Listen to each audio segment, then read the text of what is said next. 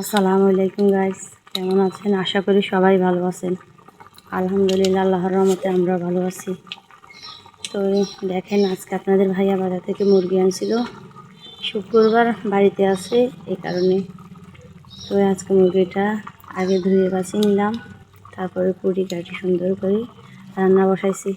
তো রান্নার পরে রান্না কীভাবে বসাইছি, কালারটা কীরকম, তো ভিডিওতে দেখছেন।